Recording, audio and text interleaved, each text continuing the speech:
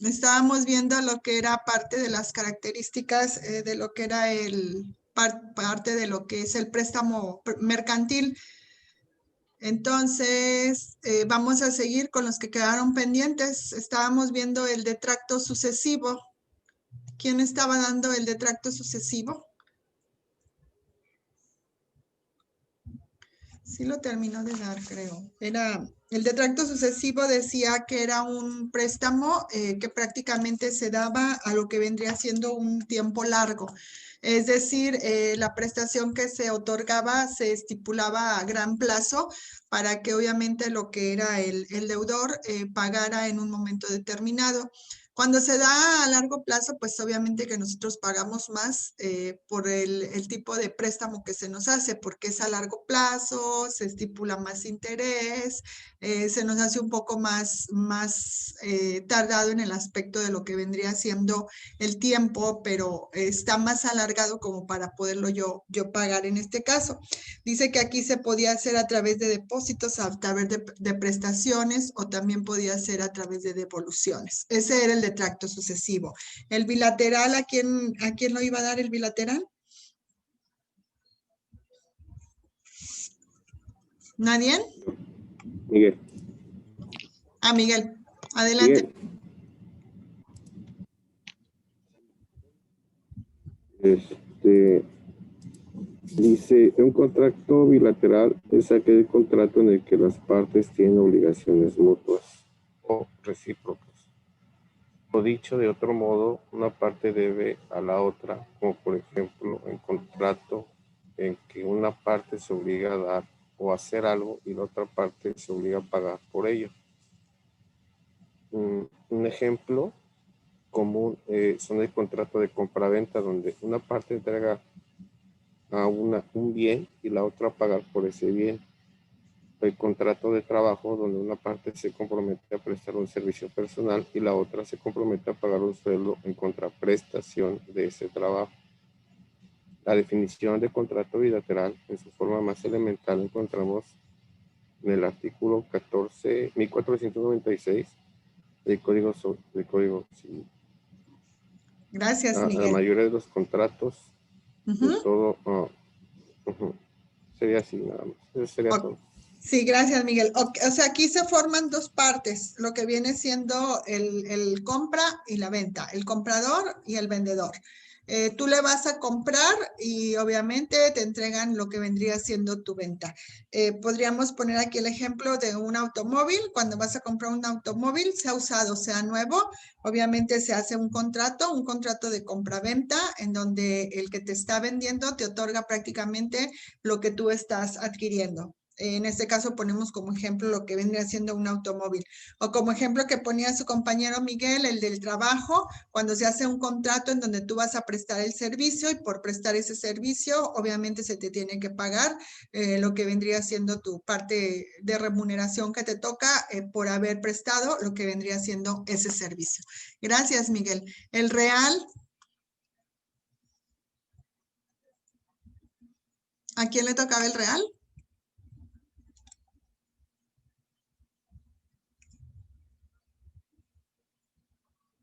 Bueno, brinquemos. A ver, adelante. Me toca a mí. Ándale.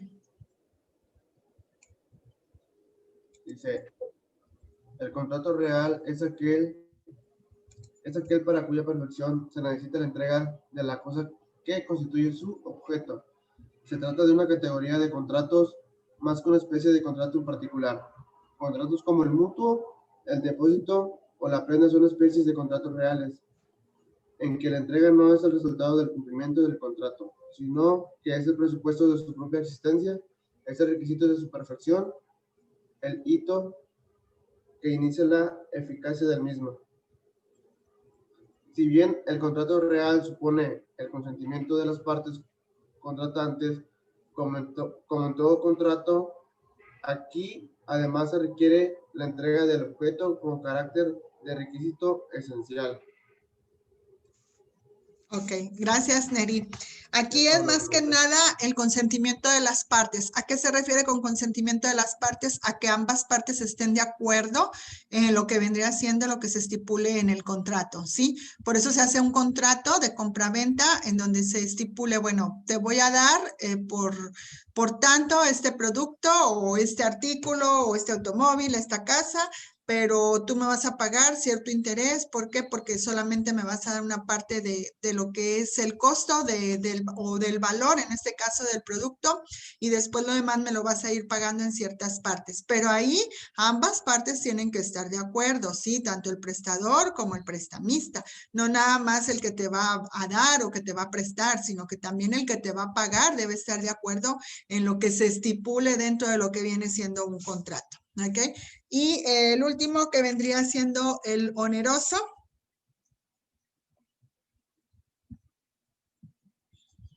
Yo hallé que es una clasificación para los contratos. Dice, son un tipo de contrato que establecen una obligación para una o para ambas partes que han firmado dicho contrato y del cual se va a obtener un beneficio oneroso. Son una clasificación que se le da a los contratos tanto civiles como mercantiles. De hecho, para los contratos mercantiles es una característica esencial a la onerosidad. La característica clave del contrato oneroso es que cada una de las partes recibe una prestación y no tiene que ser a nivel económica. Así, la contraprestación también puede ser la prestación de un servicio. O sea que, gracias Oscar, o sea que no tiene que ser a fuerzas una prestación de dinero, por eso les digo, pueden ser bienes, como lo veíamos desde un principio. Aquí nos dice que es un contrato que firman ambas partes, desde el momento en que están firmando ambas partes es porque están de acuerdo, que lo veíamos en el contrato real, en donde ambas partes deben de estar de acuerdo. ¿Para qué? Para que se pueda firmar y se pueda estipular lo que vendría siendo la prestación que se nos va a otorgar, ya sea en dinero, ya sea un bien. Aquí nos decía que no nada más tiene que ser dinero, sino que pueden ser bienes prácticamente los que nosotros podemos llegar a obtener prácticamente. Voy a mostrarles ahora la otra presentación donde vamos a hablar sobre lo que viene siendo el concepto de quiebra. Aquí hablamos sobre qué es la quiebra o como denominación, en qué entendemos por quiebra.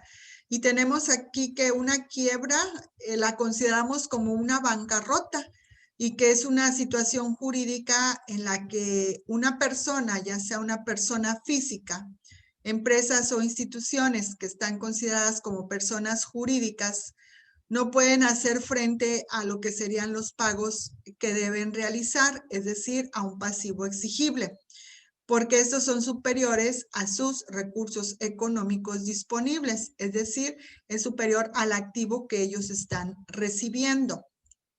Entonces, aquí prácticamente a la persona física o jurídica que se encuentra en estado de quiebra se le denomina fallido. ¿Por qué? Porque es aquella persona que falló en el pago de algo o de algún servicio o de algo que nosotros pedimos como prestado. Dice, cuando el fallido o deudor se encuentra declarado judicialmente en estado de quiebra, se procede a un juicio de quiebras o a un juicio de procedimientos concursal en el cual se examina si el deudor puede atender con su patrimonio las obligaciones de pagos pendientes. ¿A qué vamos aquí? Que una quiebra o una bancarrota es prácticamente una parte del capital que nosotros no podemos pagar. ¿Pero por qué consideran ustedes que no lo podemos pagar? ¿Qué es para ustedes una bancarrota o qué es para ustedes una quiebra? ¿Alguien que me pueda decir?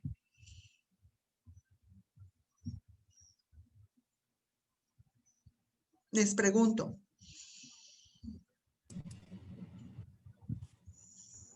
La quiebra es la falta de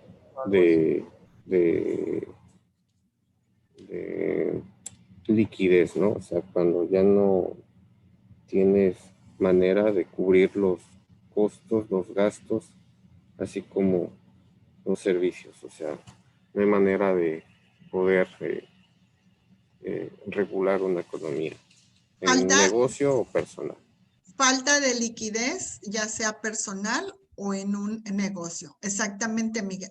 Cuando nosotros decimos, vamos a hacer un préstamo, porque a lo mejor sabemos que la empresa nos está dando lo que nosotros podemos llegar a pedir, pero llega un momento en que a veces los negocios ya no nos dan, vamos a decir, el capital que nosotros estábamos esperando.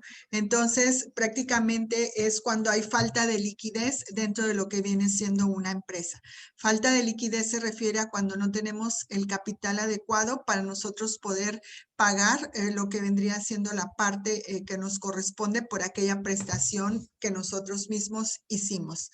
En este caso también tenemos cuáles son las características de una quiebra. Las características de una quiebra dice que la bancarrota presenta características y estas características la hacen como una situación única y por lo tanto diferente a otros. Las características de una quiebra es que puede ser una situación irreversible. Dice que una vez que una empresa se declara en quiebra, dicha empresa está abocada a su desaparición. Por tanto, podrán hacer otras nuevas empresas, pero no volverá a funcionar y la quiebra es algo permanente. Ok, es cuando las empresas se dan de baja como que fue una bancarrota, como que ya no tienen el suficiente capital para poder seguir sobreviviendo. ¿Y qué pasa? Ellos se dan de baja ante Hacienda, se dan de baja en todo y hagan de cuenta que pues ya esa quiebra queda como una pérdida, vaya, de lo que nosotros pudimos haber obtenido como una ganancia, aquellos que hicimos una prestación de algún servicio.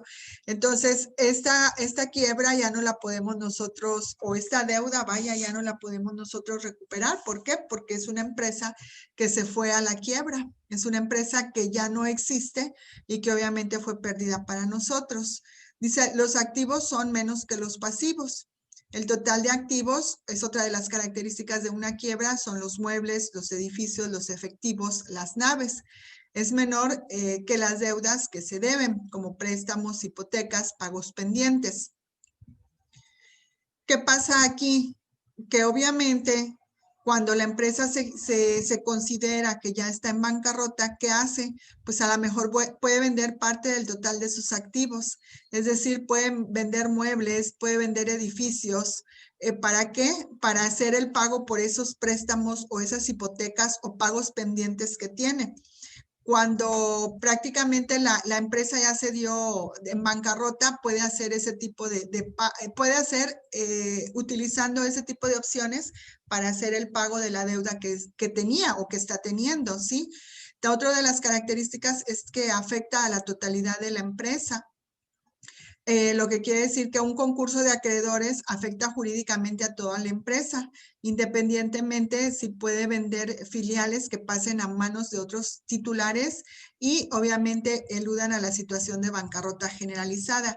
Cuando a lo mejor nosotros traspasamos la tienda, aunque esta esté en bancarrota, hay muchos que todavía dicen, bueno, yo compro el negocio, yo compro la empresa y ellos la van pues sacando adelante, ¿no? Prácticamente, pero esa deuda aún está ahí. ¿Por qué? Porque sigue siendo la misma empresa, con el mismo nombre, con la misma venta que está teniendo a lo mejor.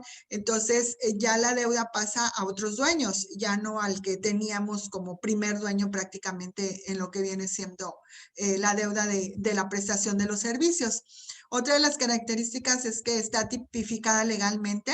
Dice que dado la situación de quiebra, es una situación que podría utilizarse para fines fraudulentos.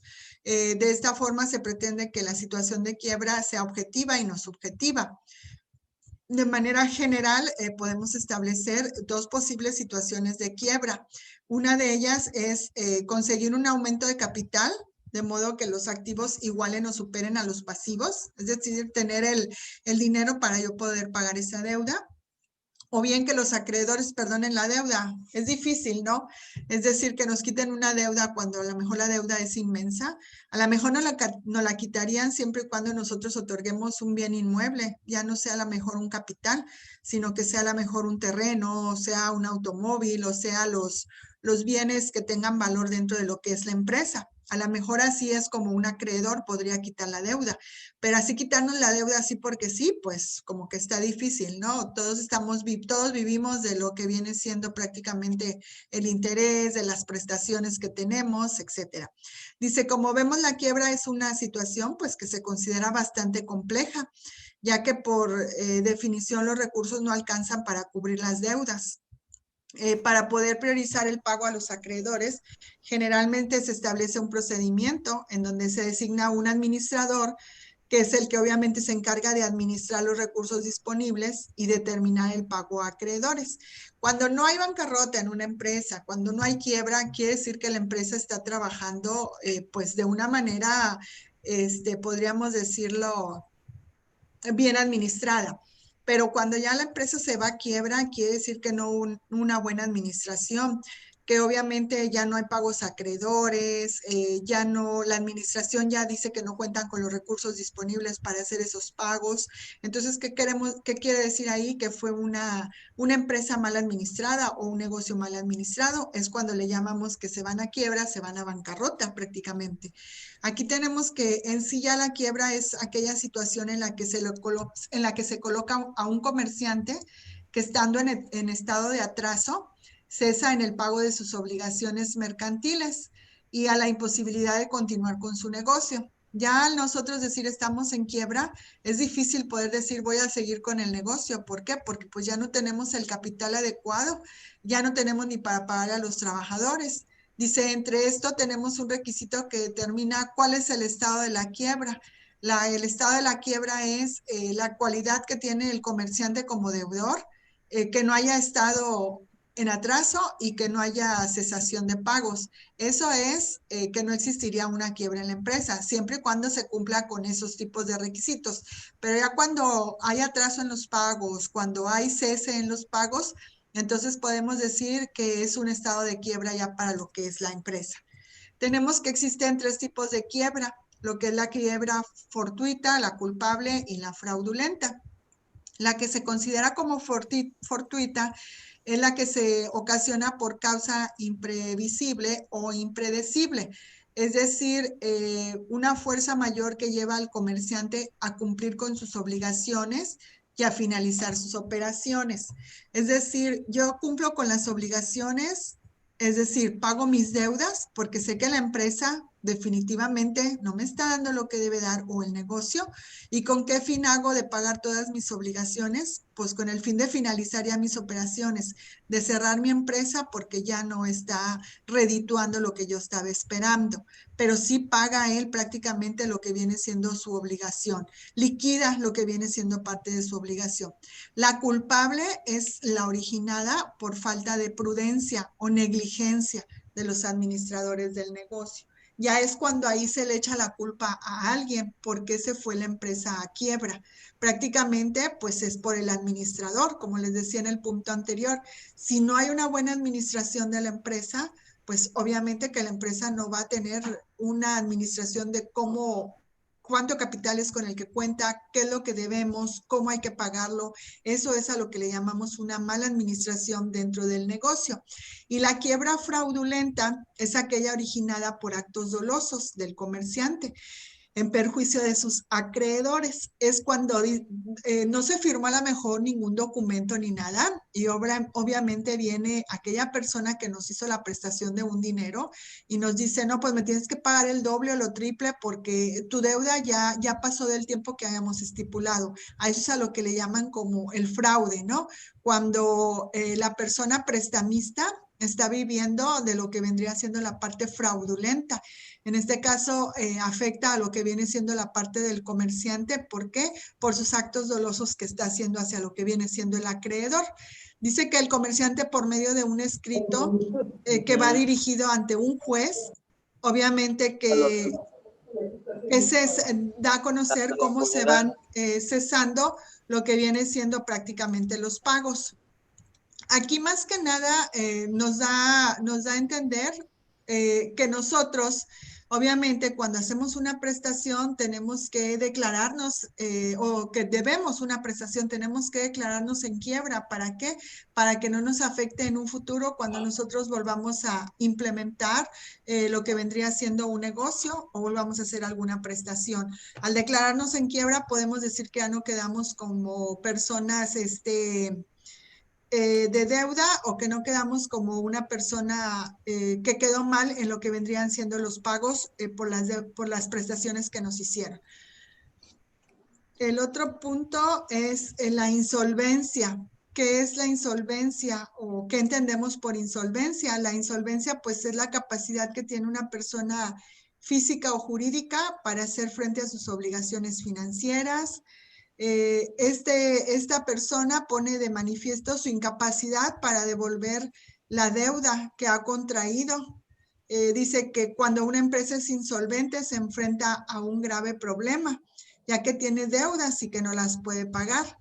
Dice que no debemos confundir insolvencia con iliquidez o suspensión de pagos, ya que podría ocurrir que una empresa no pueda hacer frente a sus pagos actuales, pero no tenga liquidez. Sin embargo, en cuanto él obtenga una liquidez, podrá hacer sus pagos.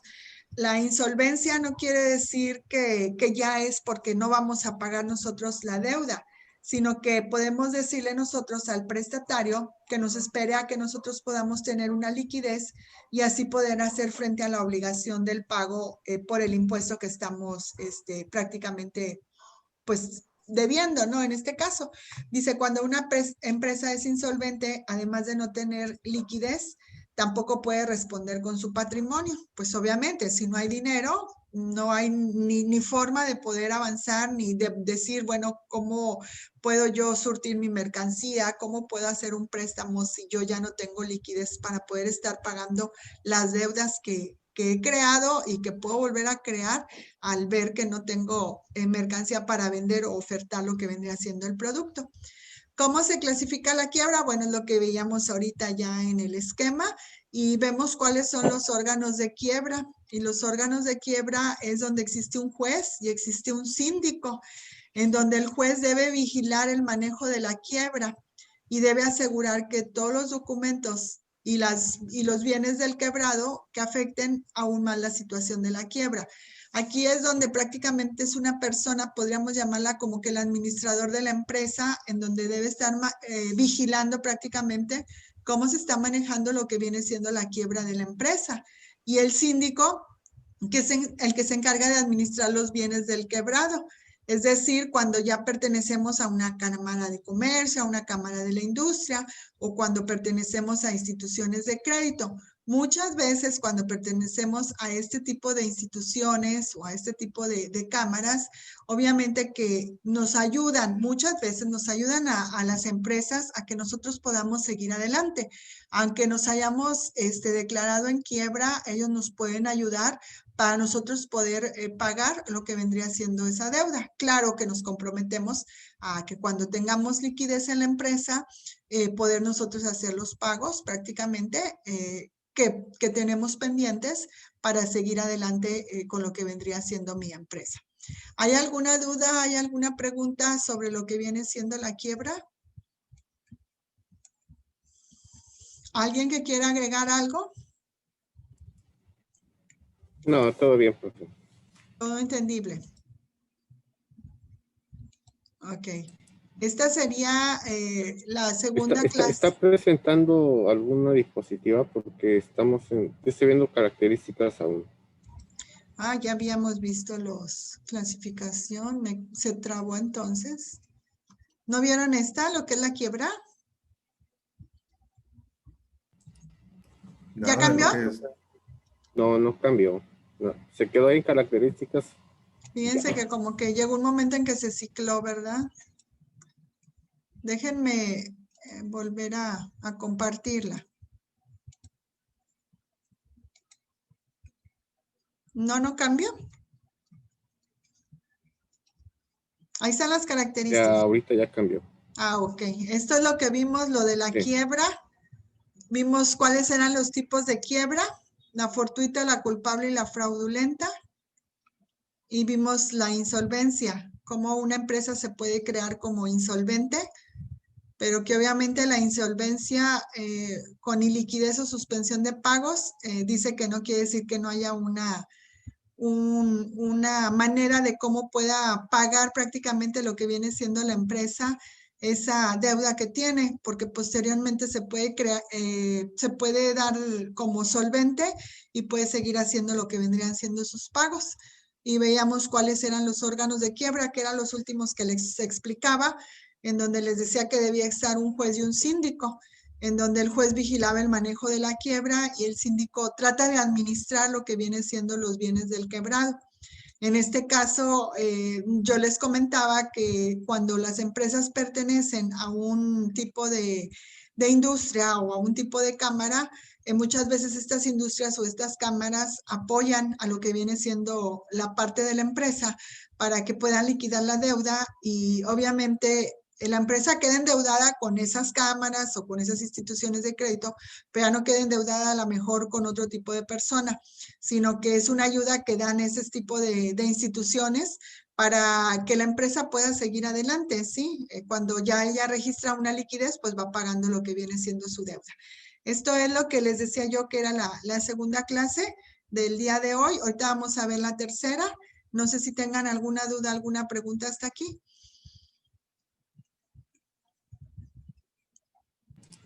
No, todo bien, profe. Ok, gracias, Miguel. Víctor Hugo, ¿alguna duda?